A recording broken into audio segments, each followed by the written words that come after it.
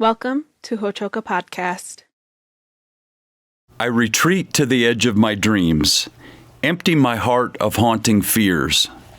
I fly with the red-tailed hawk along the bank of rolling thunderheads into the mysteries of prayer. This is poetry that gives voice to the Lakota way with heart-stirring, imaginative power. Hello, Matagiepi. Welcome to Hochoka here at the center of St. Joseph's Indian School's campus. I'm Scott Wooster, today's Hochoka host. Today, we're joined by the woman who wrote those words, Lydia Whirlwind Soldier. Born on the Rosebud Reservation, she is a graduate of Sinte Gleshka University and Pennsylvania State University. She is perhaps best known for her poetry, but she's also a nonfiction writer, teacher, business owner, and native craftswoman. She received the 2015 South Dakota Living Treasure Award in recognition of her preservation of traditional art forms. Welcome, Lydia. Thank you. I understand that you are a founding member of the Oak Lake Writers Society, which is now the Oceti Sakowin Writers Society. Can you tell us a little bit about the purpose of that society and how it came to be? Yes. It started in the late 1970s. Okay. And it was Elizabeth Cookland, Arthur Amiot, and Charles Woodard who got us together. They thought there was a need for recognition of Native American writers in this area because there's other Native American writers, different places, but in our area it was lacking. Right. It was underrepresented here. Yeah. Yes, underrepresented. Yeah. And that was about 50 years ago? Yeah, And it doesn't seem that long. Right. And it's still going strong. I was at the book festival last year or the year before, and I got to see a panel with all of you writers on that panel. Yeah, I haven't been going because of my hearing loss. And but I loved it. Right. It was really a great opportunity for us. Yeah.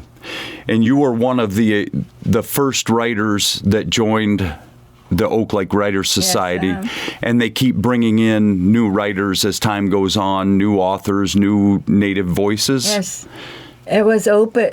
It was an open invitation, but of course they had to send in samples of their writing. So to make sure they could pass muster. Yeah. Your first book of poetry, which was Memory Songs, was published back in 1999, so about 25 years ago now. Tell us how you arrived at calling your poetry songs and why that's important. Yeah, when I really study our language. I was 4 years old when I was taken to boarding school. And we were forbidden to speak our language. And so I'm always studying our language. And I feel like I still have a lot to learn. And I asked elders, what's our word for poetry? And everybody said, we don't have one. We don't use that word poetry. Right. So I asked Albert Whitehead, and he said, our poetry is in our songs. And yes, they are. And he sang some songs, and it was poetry. Absolutely. And I think anybody who's ever heard of the traditional songs would agree with that, too. I really like that idea of songs as poetry. Yeah. And as a musician myself, that just makes sense to me. It really speaks to my heart anyway. Memory Songs opens up with Lakota Poet, which is a sharp, insightful poem that locates you in the strong Lakota tradition. Can I ask you to read Lakota Poet for us? Okay. Is that Lakota poet? Yes. Okay. I wrote this. I didn't know if I could write poetry because I didn't know the rules of poetry. I've never studied it. Yep. And so I wrote this thinking, Lakota poet, am I really a poet?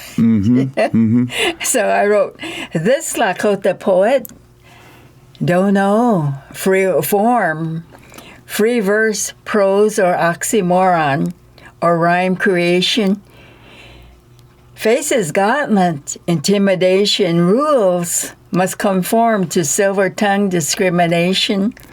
Scholars say artistry must have documentation and linear confirmation.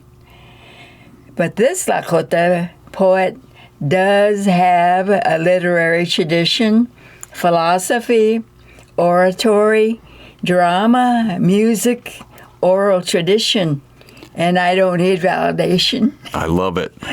I love that. That is so great. That there's a lot to unpack there, right? Because it makes such a strong statement for you, for the culture, for using your own voice. And it also does it in a very strong understanding of the English language, too. Yes, I think because my first language is Lakota, I think in Lakota, and there's a difference between our sentence structure. Yep. Yeah. And the way we say things. Yeah. And so sometimes my sentence structure is a little off. Yep. Yep. And I feel like I'm struggling sometimes. And so I think in Lakota. Yeah. And I try to translate it into English. Okay. And you write your poems first in Lakota and then translate. I do a few times. Yeah. Yeah. So I have some poetry that is written in Lakota. Yeah. So the process is kind of either way. You could write it in Lakota, or sometimes you write it in English and then you do the translation from there. Yeah. I switch back and forth. Yeah. I really like that. I like that particular poem. It's a real statement, I think.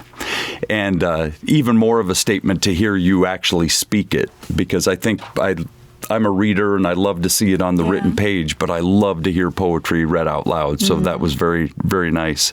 Thank you. So you mentioned off air that your grandfather once said that he wanted you to remember that you come from good, strong Lakota people, that you come from warriors, chiefs, and strong women, and don't ever forget that. I hear that loud and clear in Lakota Poet, in that poem. He reminded us many times. He would say, ni Lakota, don't ever forget that you're Lakota. Yeah, yep, and you certainly haven't. Yeah.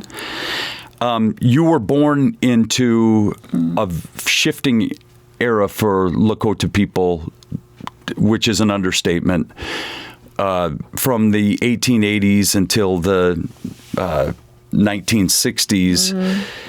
The traditions, the cultural traditions, the way of prayer, the way of life, ceremonial practices were forbidden by the government.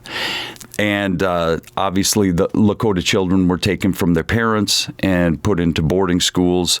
To be caught in that era? Yeah. Yeah, it was a difficult time because the boarding school tactic was to divide and conquer the kids, So there were the kids who didn't speak Lakota. And we were divided, us who spoke Lakota and those who didn't speak Lakota. So if the kids that didn't speak Lakota heard us talking Lakota, they would tell on us. So it was, that tactic really worked. Oh yeah, because.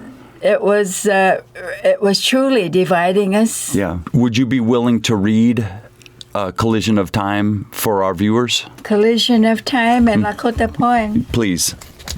Yeah, this was a difficult time because it wasn't until 1968 when a Native American Civil Rights Act was passed. Mm-hmm.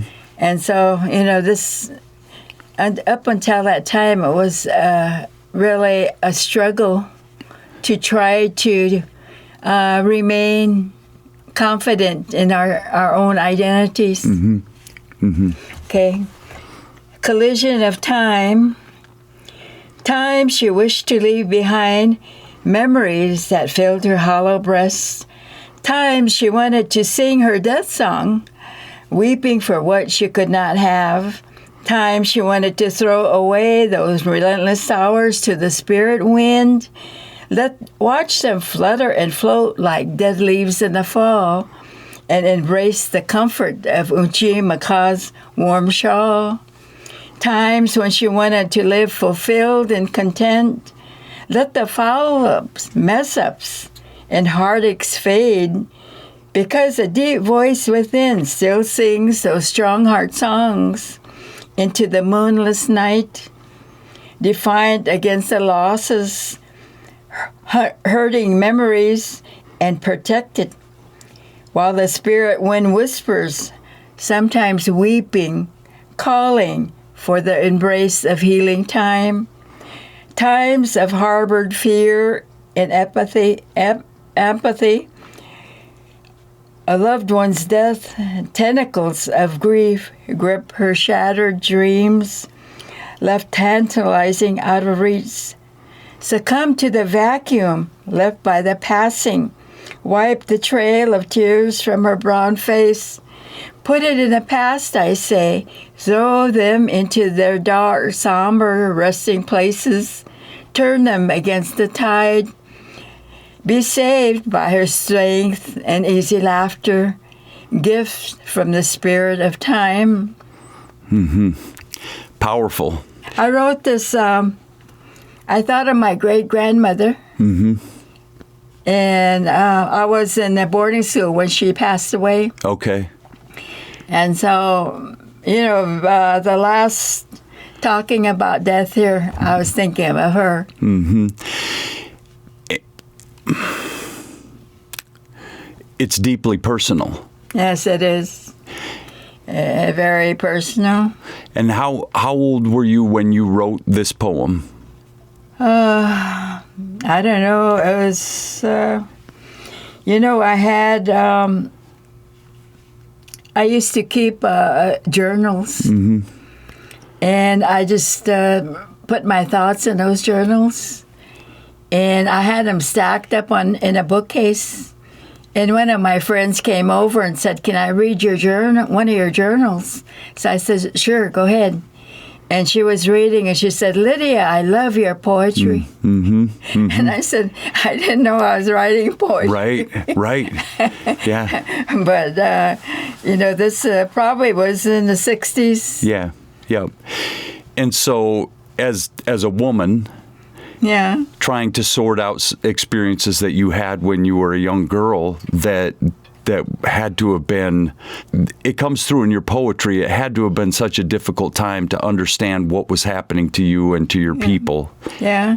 We went home in the summer. Mm-hmm. And that's when I got my strength back. Mm-hmm. Yep. By May, I would almost depleted, because of all the things that were happening to us. Yep. And being shamed because of our identities and punished. Yeah. And we couldn't speak our own language. Mm-hmm. So it was a difficult time. Yeah. And by May, I would be, ready. Mm-hmm. I would be so happy to go home because then I felt confident. I felt my self-image was improved. I felt much, much better being loved, because in boarding schools, we didn't get that. We didn't get any kind of nurturing. Mm-hmm. And even kids that were sick would be laying on the benches in the playground, and nobody was paying attention to them. Yeah. So, going home to that nurturing, loving environment really restored me, restored my strength and my self-image. It had to be almost like becoming a different person when you went home for the summer then. No, it was like becoming a different person when I went to school. Yeah, there you go. Yeah. Yep, there's the distinction. Yeah. And where did you go to school? Where was the boarding school that you went to? I went to St. Francis You were Mission. Yeah. In memory songs, there are two poems. One's about your great-grandmother and one's about your grandmother that they kind of introduce us to those two treasures in your life. Would you be willing to read a part of each? Maybe Unchichila as the poem to Elizabeth, your grandmother? The title, Unchichila, my great-grandmother. She told stories by men, stories made by spirits, stories of animals who brought healing gifts. With the charms of her soft voice, full of energy and emotion, she told stories, Lakota stories that took life. There was something warm in them, sometimes something new. Eyes sparkling, she laughed at the irony of life. The following night, we waited anxiously to hear more. I once asked about the lights that shimmered and billowed far above the northern pines. She told the story of Wazia. Oh man, winter spirit. She motioned towards the north with her lips. She sang lullabies softly, beautifully. I remember her face, bloodlines that traced back, years that cannot be counted. Lakota features evident in the beauty of her dark, round eyes, high, broad cheekbones, and coppery skin. I remember once braiding her fine, thin hair, asking why the color was changing. I will never forget her laughter. Those perfections have not melted from my memory.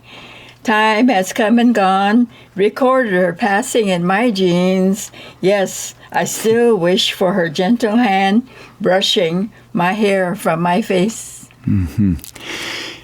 And you lost her when you were still in boarding school? Yes, I was in school. Yeah. And the World War soldiers come from chiefs. And so when she died, BIA came after us because of our identity. Came after us children. And they took us home. It says 70 miles away. And it was the BIA took us home to her. To be there for the funeral? Yeah, for her funeral. Okay. What strikes me about that is that those images of your grandmother are so clear to you when you write the poem as an adult, and yet you lost her when you were a child. It's so clear through your writing. I can see your grandmother through that, and obviously in your mind's eye, you must be able to see her as well. I was 8 years old. Yeah. That's amazing. Yeah. And to have such distinct memories is a treasure, isn't it? I think those memories are strong because of the contrast between home and school. And you hang on to. Yeah. You hang on to what is dear to you, the love and affection and care that you get. You hang on to those things. Yeah. Yep. That's powerful. And I've worked at this school now for 30 years. And what you're talking about happened, 60 years ago, probably. But I think it's important to remember that the kids that I work with now, still those memories they have of home or those thoughts of home are so clear to them while they're here. And I think things are better for our kids here at this school than they were in the past. But still, home is home, and that's home is so vivid for those kids. Yes. That really resonates with me. Thank you for sharing that one. And can we do? Can we also read a poem dedicated to your other grandma, Julie, Whirlwind Soldier? And again, maybe the first 3 paragraphs with this one. Grandma Julie. Yeah. Grandma Julie. When leaves turn to flickering russet browns, coppers, and vibrant golds, happy memories I carry. Dreamy memories of summer days, bright and dry rainbows after a spring rain that hold the fragrance of earth, the horizon rimmed in the halo of the last rays of summer days, a reverie of colors bring warm comfort to my heart. Memories of times we walked the windy prairies and gentle hills of Bad Nation, intricate veins visible on her weathered hands. She pointed out the soapweed plant, Timsila Wachbechotati. We gathered buckets of black choke cherries, red plums, and purple gooseberries. We stopped often to rest our tired shoulders, standing, sometimes sitting. All those memories are captured in the fragrance of hot homemade bread, bean soup, and mojapi. Memories herald my love for nature. She taught me that too. A shared moment, we watched a spider weave a pattern, beautiful word in the umber and sienna sheet grass. And another time in awe, we watched an eagle soar, ascend into the high banks of white billowing thunderheads. I think of her when I feel the gentle swirl of raindrops on my face. Memories herald my love for the history of my people. I remember questions as I ask as I lay in the buffalo grass, watching ants carry beads from shallow graves on hilltops that held the bones of many generations, beads we never gathered. She said, "Don't leave them. They're not yours." Fragrant sage, sweet grass, and cedar she burned when she called our spirits home at night. All those memories of a time with her that seemed so long ago. When all brought the message, I was far away, but the image of beads came back to me. Those were the old colors. Colors so vivid, I can sense them without seeing. Green for the green grasses, plants, and herbs we collected. Blue from the prairie skies, orange and red from the fluttering flames of the wood stove, scarlet from the wing of the blackbird, yellow from the breast of the meadowlark. Sing sweet and clear. Those are the colors of the dreams she left for me. So evocative. Yeah. Yeah, that's beautiful. Thank you for sharing that. Thank you. And that one is about your grandmother. Can you say her name again, please? And Julie. Julie, yeah. Whirlwind Soldier. Yeah. Yeah. And again, what a way to keep her memory alive, and what a way to share that those memories that you had with her when you were just a little girl. That's powerful. So, Lydia, I want to thank you and say wopila to you for being here with us. Thank you for inviting me. Absolutely. I think this is a great opportunity for us to start trying to understand each other's cultures. Absolutely. And I know it's an honor for me to be able to sit here and to hear these poems read aloud by you. And I also know it's an honor for our viewers to hear that too. So I'm glad we got a chance to do this morning. And for our viewers, I'd just like to say thank you for joining us here at the center of St. Joseph's Indian Schools campus at Ho-Chokeh, where we talk about issues that are central to Native American education today. Until next time, stay centered.